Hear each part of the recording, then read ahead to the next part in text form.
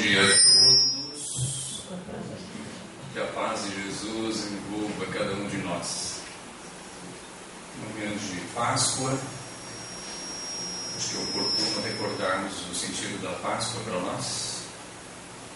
A ressurreição para uns,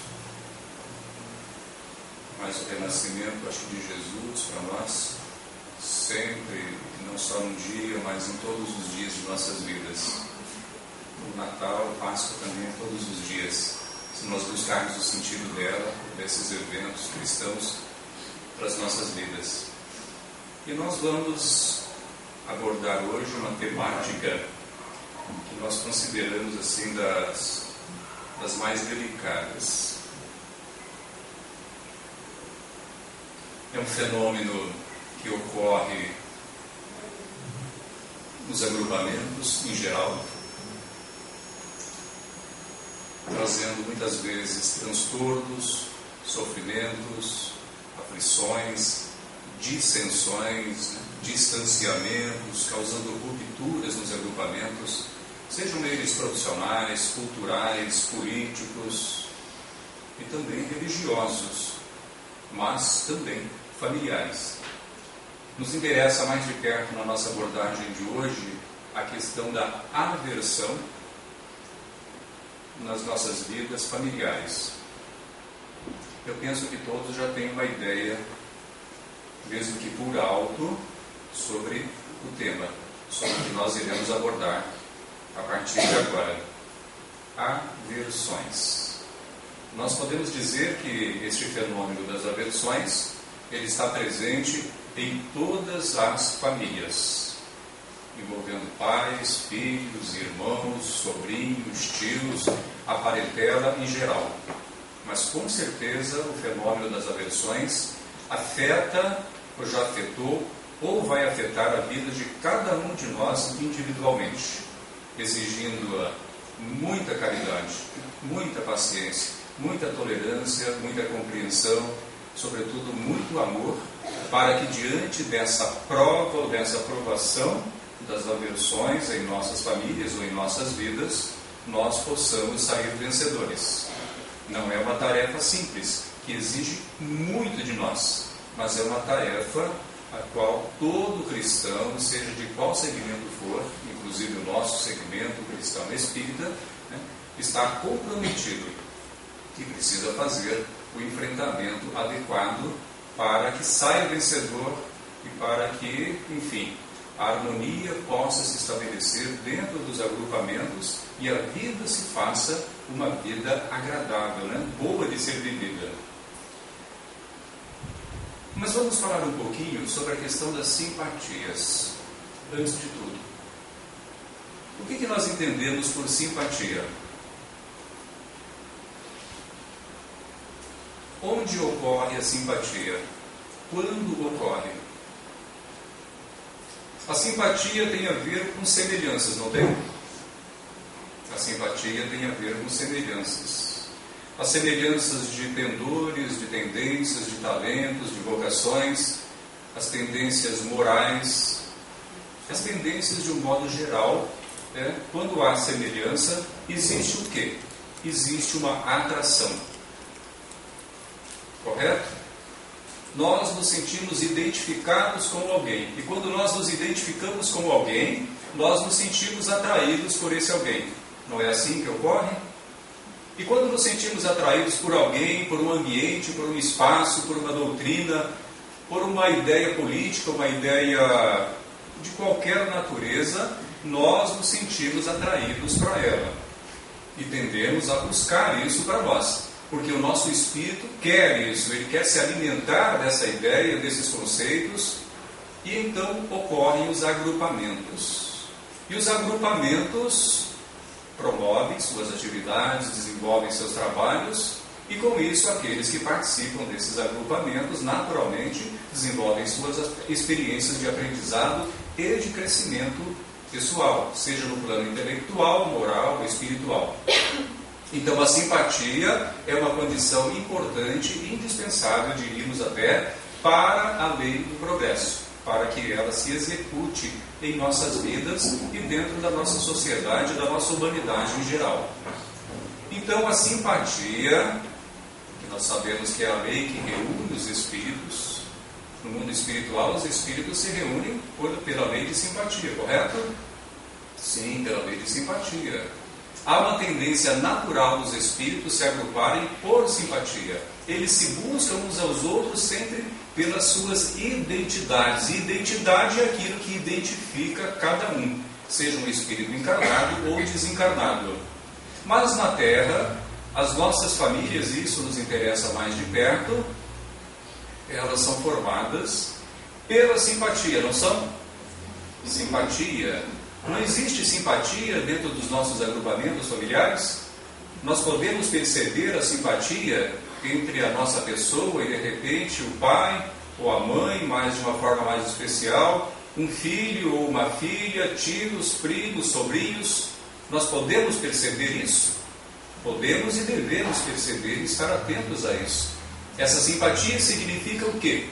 Que estes espíritos já estiveram caminhando junto outras vezes, em outras jornadas, em outros séculos, em outras culturas, ao longo do tempo, estabelecendo laços cada vez mais profundos entre eles, de tal forma que eles estão sempre se procurando uns aos outros no processo reencarnatório.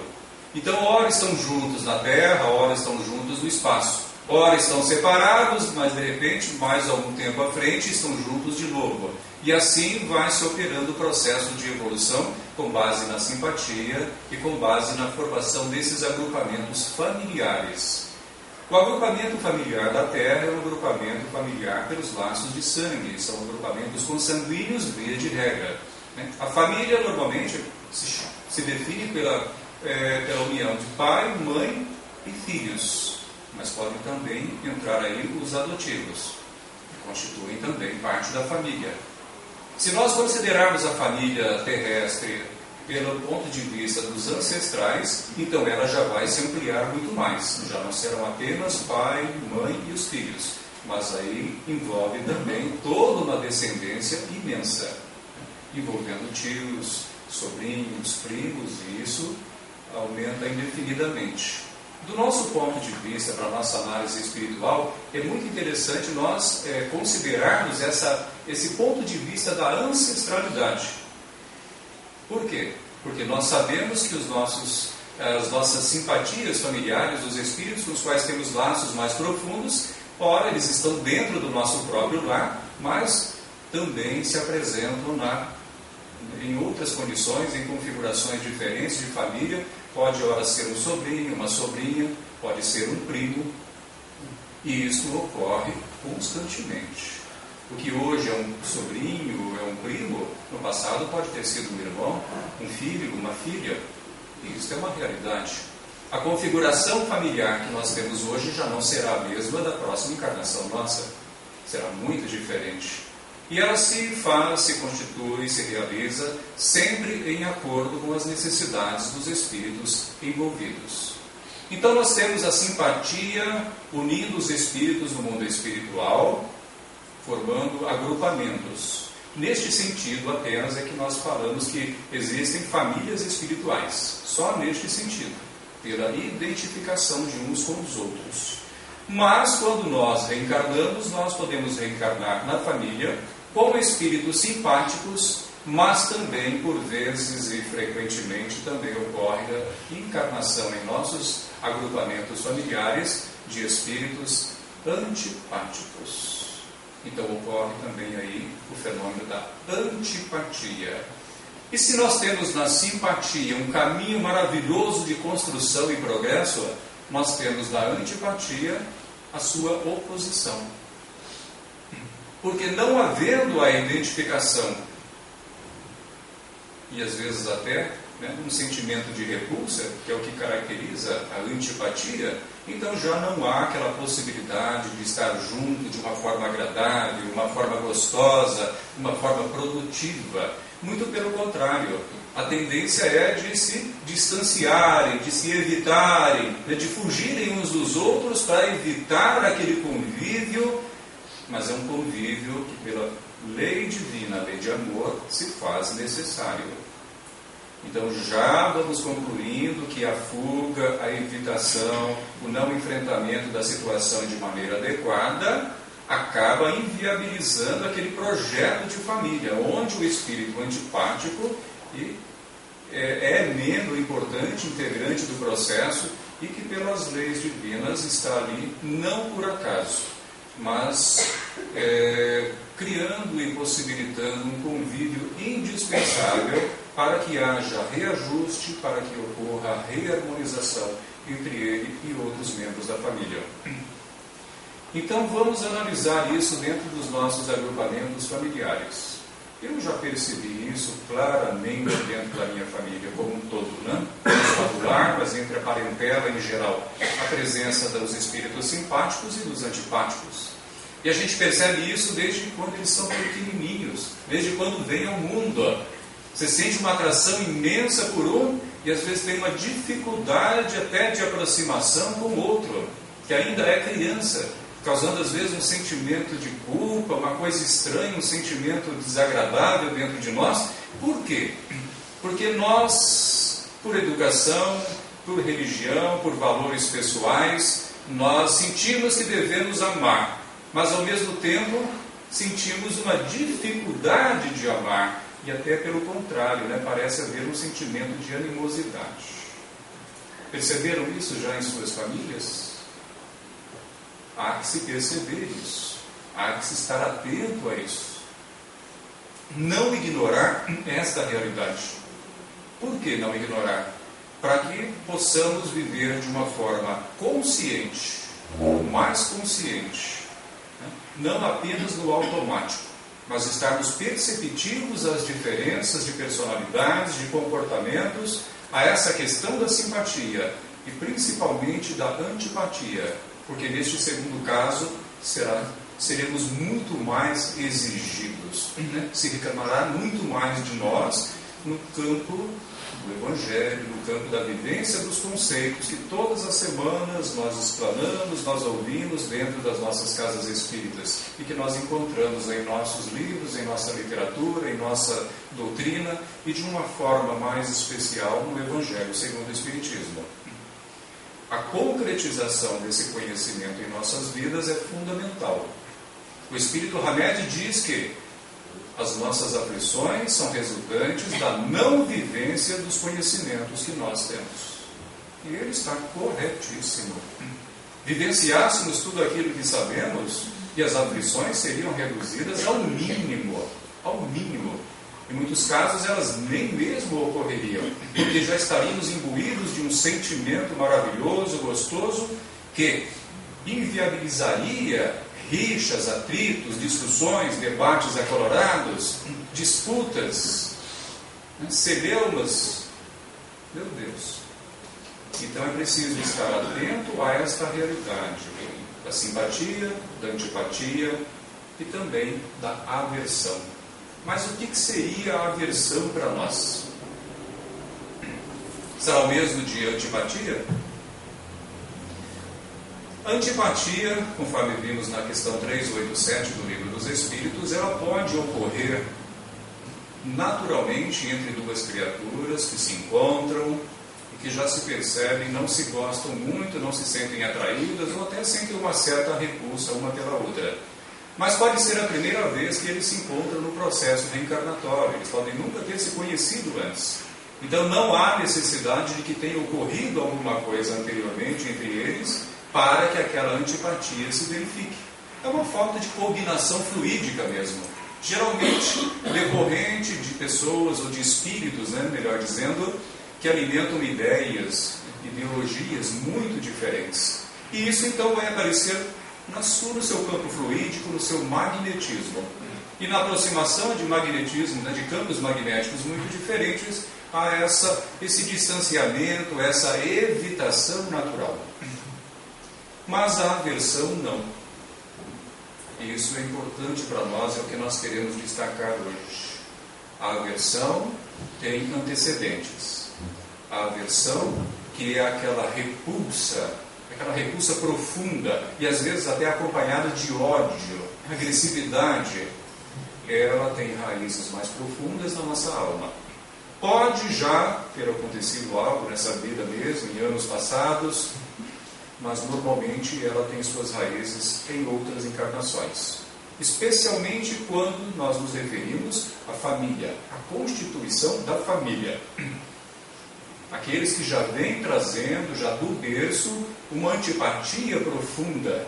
Às vezes, dos pais, ou do pai por um filho, da mãe por uma filha, um filho, ou do casal por um filho, como muito bem observa o Espírito Emmanuel, mentor do Chico Xavier, no livro Vida e Sexo, no capítulo 16, onde ele aborda exatamente a questão das aversões.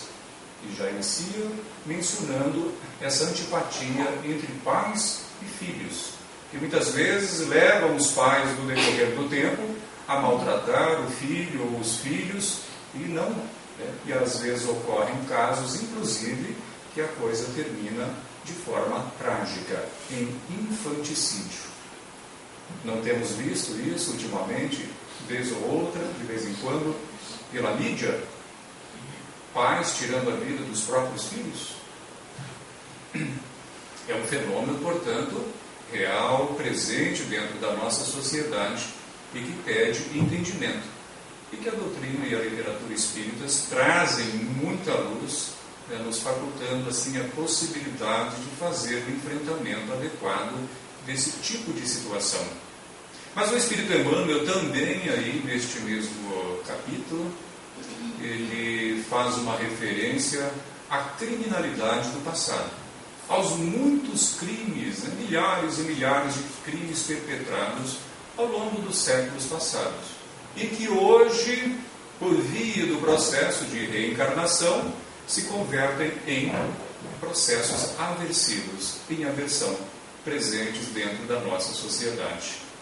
Porque se o amor atrai, se o amor faz a fusão das almas, como aprendemos com a nossa doutrina, isso está no Evangelho, o ódio imanta. O ódio imanta, atrai aqueles que se odeiam de uma forma irreversível. Né? Se sentem atraídos, querem se afastar, querem evitar, mas não conseguem. Especialmente no mundo espiritual, onde essa lei se opera de forma automática. Assim, pelo amor ou pelo ódio, os espíritos tendem naturalmente e obrigatoriamente, então, a se agruparem novamente, no espaço ou na terra. Mas muito melhor se agrupar por força do amor do que por força do ódio, obviamente. Acho que todo mundo aqui já brincou com 2 ímãs, né? Já lembram pegar 2 ímãs? Quantas vezes eu fiz isso quando criança, né? Pegar 2 ímãs e ficar brincando. Então a gente vê como se solta um para o outro, eles se atraem, se ligam de uma forma impressionante. É o processo de imantação. Às vezes o espírito ele não consegue sequer afastar de alguém por quem ele sente algum ódio, algum encarnado. Ele quer se afastar, não consegue. Onde o encarnado vai, ele se vê atraído por ele, ele vê-se caminhando sempre de encontro, mesmo quando ele deseja ter um comportamento diferente. É o magnetismo espiritual, que exerce um papel importantíssimo em nossas vidas. Aliás, a espiritualidade, isso está no livro dos Espíritos, no Evangelho também, em que o magnetismo nos revelará. É uma ciência, né? Deveríamos estudar um pouco mais sobre o magnetismo para compreender esse processo de atração que se opera entre as almas, inclusive encarnadas. E que 2 espíritos simpáticos, dizem eles, né? Se sentem atraídos e se procuram, mesmo que nunca tenham se visto, se procuram em meio à multidão. Olha que interessante que é isso. Se procuram em meio à multidão e acabam se encontrando e os caminhos se cruzam. Não por acaso, portanto, mas pela presença da simpatia, né, que opera essa atração magnética entre 2 ou mais almas, né, no caso, os espíritos encarnados. No capítulo 14 do Evangelho segundo o Espiritismo, o Espírito Santo Agostinho, no item número 9, que é o último item desse capítulo, faz uma abordagem interessante, nos falando sobre o filho ingrato, nos explicando, né, como surge o filho ingrato, o filho difícil, o filho problema. Já ouviram falar disso?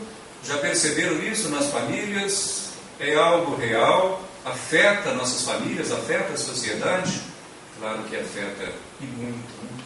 E o filho ingrato, o filho problema, segue exatamente esse caminho. Né?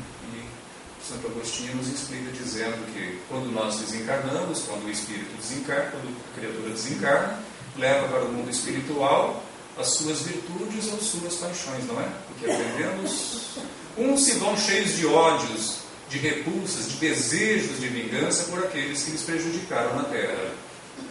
Mas todos vão para o mundo espiritual. E aquele sofrimento é grande. Pode-se continuar o processo de progresso no mundo espiritual ou ficar ali estacionado até o momento em que o espírito deseja novamente encetar o seu processo de progresso. Mas isso só se faz quando há libertação dos laços de ódio. Mas o espírito se reencontra no espaço com aqueles que lhes feriram na terra e o ódio irrompe de forma profunda e violenta. Alguns são mais evoluídos, então percebem que as consequências desse sentimento são desastrosas. Consequências desastrosas que provocam imenso sofrimento. E aí, induzidos por outros espíritos mais esclarecidos, eles buscam então a renovação de suas mentes, a renovação de seus sentimentos.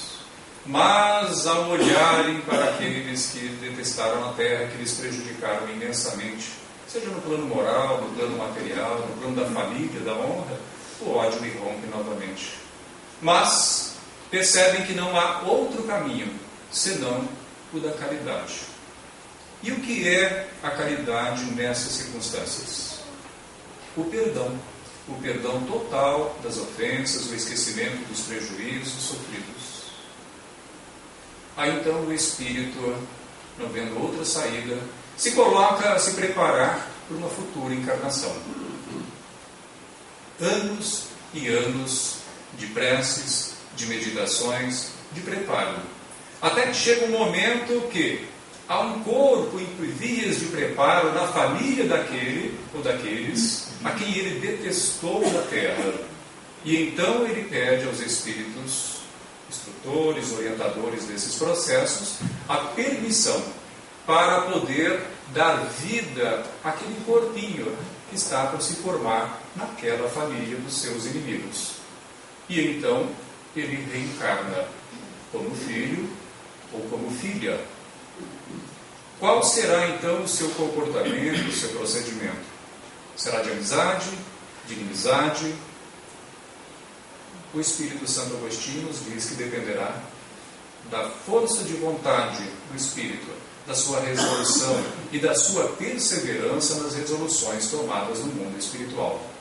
Mas adianta a ele que o convívio diário com espíritos inimigos, embora seja um pai, uma mãe, irmãos, é uma prova terrível e que não raramente o espírito sucumbe.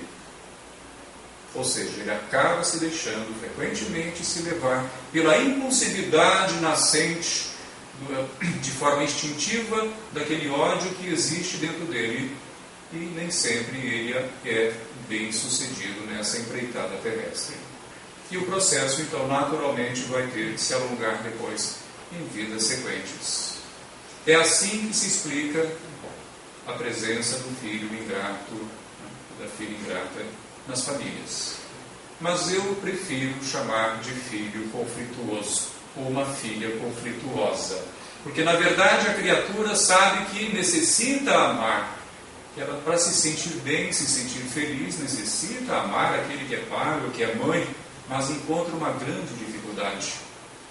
Muitas vezes tenta, se esforça, consegue uma vitória aqui, mas de repente está caindo ali, e aquela desarmonia permanece entre ela, entre ele e o pai e a mãe, ou entre ambos, causando grandes aborrecimentos de ambos os lados.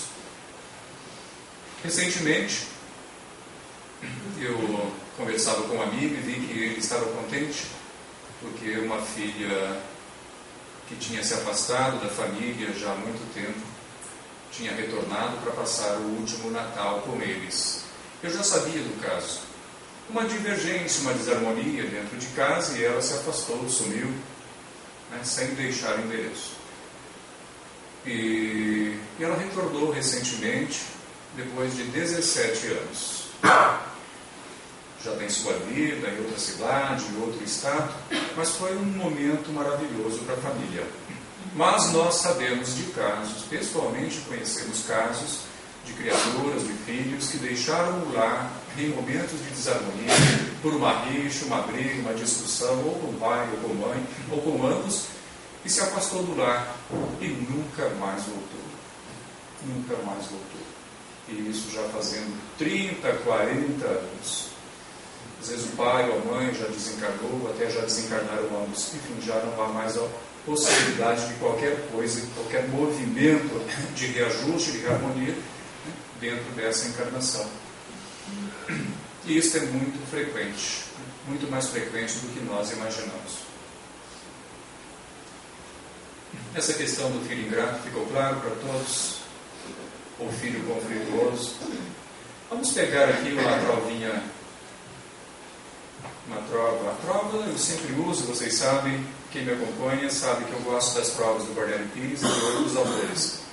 As trovas são poeminhas de 4 versos apenas, bem objetivos, muito simples, mas muito contundentes, eu diria. E Cornélio Pires nos transmitiu, através do médium Chico Xavier, dezenas e dezenas de trovas, com muita qualidade, diga-se de passagem. Ele era um especialista no assunto. Na Terra, encarnado, ele tinha temática popular. Normalmente as trovas elas são sobre a vida do povo, os costumes, os hábitos, as coisas cotidianas.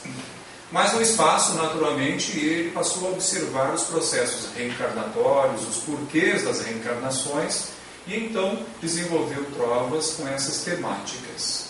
E nós temos aqui 3 que ilustram muito bem essa questão das aversões. Numa delas nós encontramos: se são filha e mãe, por quê tantas rixas as consomem? Noutra vida se arrasaram, disputando o mesmo homem. Vamos conversar um pouquinho sobre ela. Então vejam bem, 2 mulheres disputando o mesmo homem, desenvolveram essa rixa e o ódio, né? O ódio se instalou em ambas. Desencarnaram e, obviamente, pelo que nós deduzimos, como a trova, continuaram se odiando no espaço.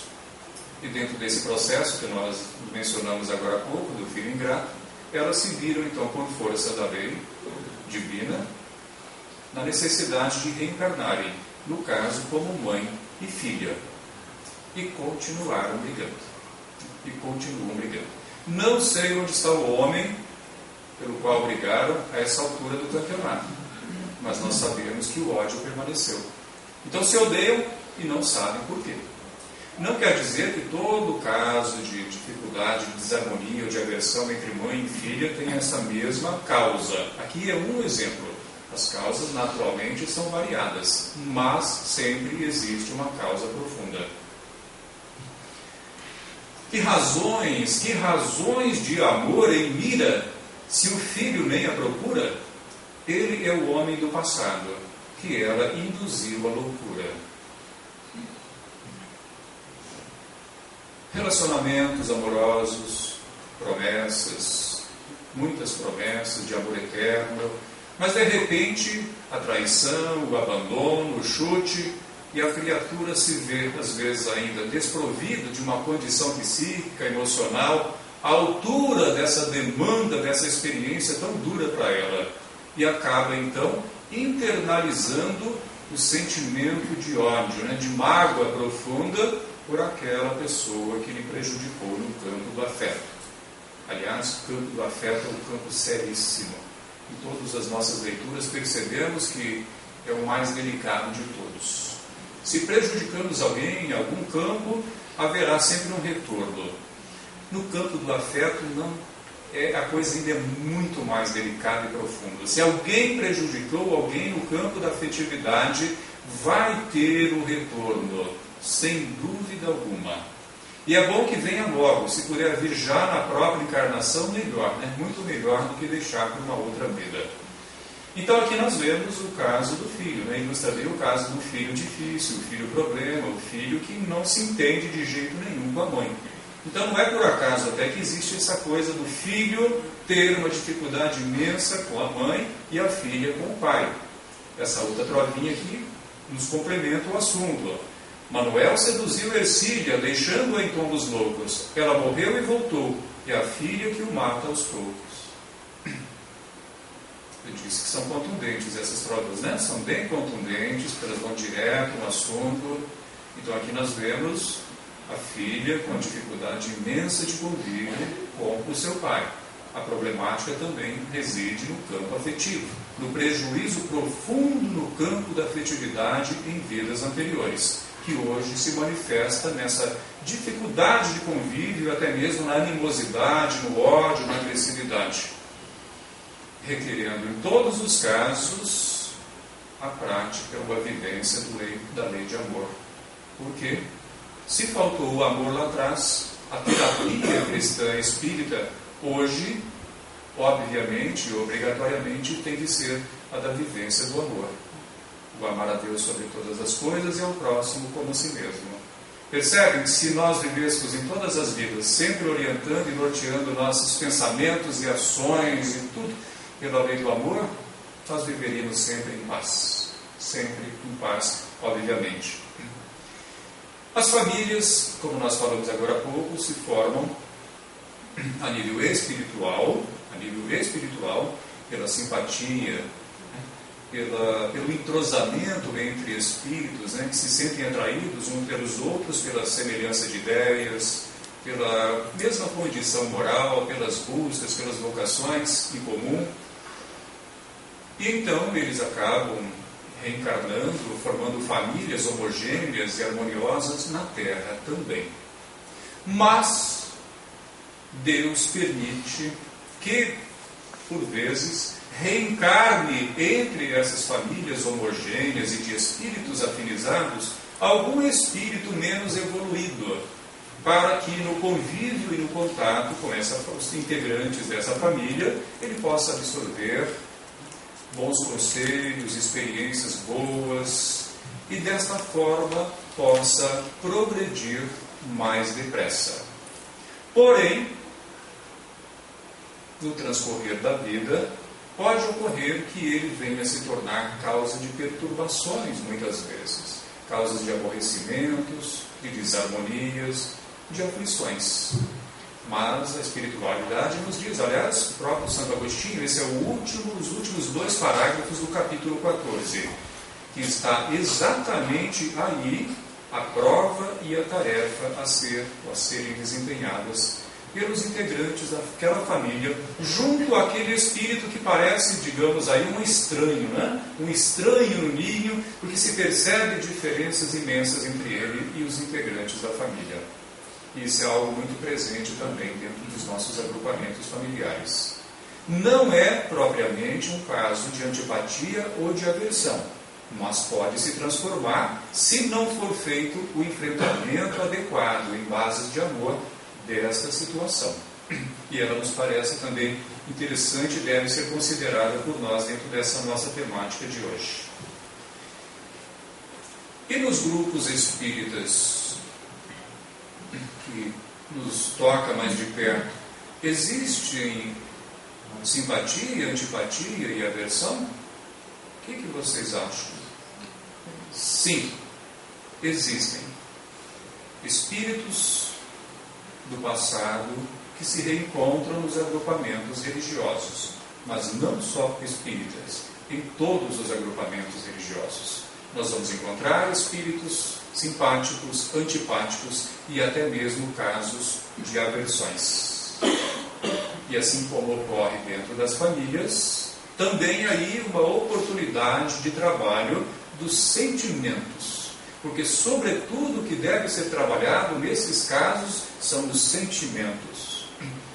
Frequentemente nós brigamos, lutamos, discutimos, debatemos as ideias divergentes dentro dos agrupamentos, principalmente o agrupamento religioso, político, cultural, porque são agrupamentos que se formam em torno de ideologias. Então se discute muito a divergência ideológica, e isto apenas complica o processo de reharmonização. Apenas complica. Porque o que na verdade está pegando, está machucando, está incomodando, é o sentimento, é o campo dos sentimentos. Eles é que deveriam ser colocados em maior destaque e serem trabalhados individualmente e coletivamente para que o grupo, nas suas fases, que são fases, apenas fases, tem começo, meio e fim, possam fazer o enfrentamento correto da situação. Mas sempre sabendo, o problema maior não é ideológico, é o dos sentimentos que se conflitam, é o sentimento, de raiva, é a mágoa, é a animosidade que surge e que dificulta a reharmonização. Então, ocorrem dissensões, separações, distanciamentos. Às vezes inevitável, mas estejamos atentos. A proposta da vida e a proposta da doutrina é o trabalho no plano moral. É o trabalho no plano íntimo, interior, onde deve prevalecer, acima de tudo, o amor, o sentimento de amor, porque ele será sempre o remédio para todas essas problemáticas de convívio nos grupos, de qualquer natureza. Está certo isso? Dentro do campo da terapia espírita, portanto, vamos considerar 3 passos. Primeiro, no campo da solução das aversões. Primeira coisa, compreender o processo. Compreender esse fenômeno. Esse é o primeiro passo. A doutrina espírita nos facilita imensamente isso que nós estamos expondo aqui hoje, agora, é justamente sobre isso, no sentido de entendermos o surgimento das aversões. Então, quando nós compreendemos o processo, entendemos que faltou amor lá atrás, e que essa ausência do amor lá atrás, e portanto da predominância do egoísmo, foi a grande geradora desta convivência aversiva na encarnação atual. Então, essa compreensão do fenômeno nos ajuda a adotar uma postura adequada diante da situação. Mas não resolve o problema, ter consciência de que é por isso que acontece. Nós temos que seguir no processo. E, em convivendo e vivendo essa situação, nós então encontraremos a necessidade da humildade. Humildade, porque a humildade é um sentimento de abertura da nossa alma. A humildade é aquela permissão que nós damos para viver e aceitar uma experiência. Quando não há humildade, nós queremos nos fechar, bloquear, não aceitar isso, não permitir isso, vamos fechar essa porta quanto antes. Isso é um mal, mas não é um mal, nós sabemos disso. A humildade é a permissão para viver a experiência, e vivenciando a experiência, então, nos conduzirmos para a solução. E aí nós vamos nos deparar com a necessidade do sentimento de amor. A humildade é, de certa forma, uma recepção. Eu me permito receber e viver, mas o amor é sempre doação. Se eu estou esperando ser amado, compreendido, eu permaneço no estágio de imaturidade espiritual. Amar é doar, é oferecer o que se tem de melhor, por diversas formas, segundo as necessidades que a vida nos apresenta. Então nós unimos aí a humildade, que é a vivência, e o amor, que é aquele sentimento de carinho, de afeto, de oferecimento do que temos de melhor ao outro, nas nossas vivências de cada dia, incluindo, naturalmente, aquele pelo qual temos aversão, porque este é o único caminho para se transformar isto. Nós não vamos eliminar o problema. A pessoa pode se afastar do nosso convívio, mas se não houve a mudança do sentimento, o problema permanece, mesmo que estejam muito distanciados. E por último, a terceira etapa é a da reconciliação. Eu compreendo o fenômeno, eu aceito a experiência, eu envolvo a experiência com amor e, havendo a possibilidade da reconciliação, eu estou aberto a ela. E aí então nós fechamos o ciclo e realizamos o trabalho completo. E é isso que se espera sempre de nós, em qualquer momento, em qualquer experiência que envolva antipatia ou aversão. Esse é o processo da vida, a envolver a cada um de nós dentro dos nossos agrupamentos, nos oferecendo essas oportunidades maravilhosas. E eu digo para vocês, eu tenho vivido, desde que adentrei no meio espírita também, com muitas simpatias, a maior parte pessoas, espíritos simpáticos, sem dúvida alguma. Mas também já me deparei com antipatias e até mesmo casos que eu posso dizer que seria uma aversão, desde o primeiro momento.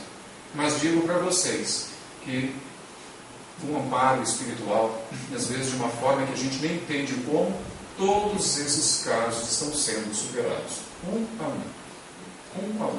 E um deles, eu digo para vocês, foi superado no ano passado, depois de uns 28 anos de convivência. E eu achava que jamais conseguiria. Mudou de repente. Mudou totalmente, mas eu até hoje ainda não sei como mudou de repente. Muitos contatos, muitas experiências, provavelmente, fora do corpo, quando nós adormecemos. Muito trabalho espiritual, não sei explicar para vocês. Mas talvez o desejo profundo de superar essa aversão tenha contribuído decisivamente. E hoje é uma relação harmoniosa, que eu não acreditava que fosse possível. Hoje eu até, analisando essa experiência em particular, acredito que o que gerou essa aversão, não foi um mal que um tenha feito para o outro, porque ela era recíproca, a gente percebia claramente isso. Você se convive na marra, por força das necessidades, mas sempre com muita dificuldade.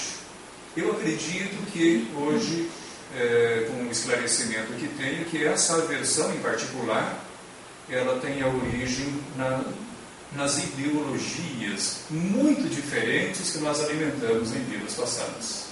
Aí sim houve certamente muitos confrontos intelectuais, muitas disputas nesse nível.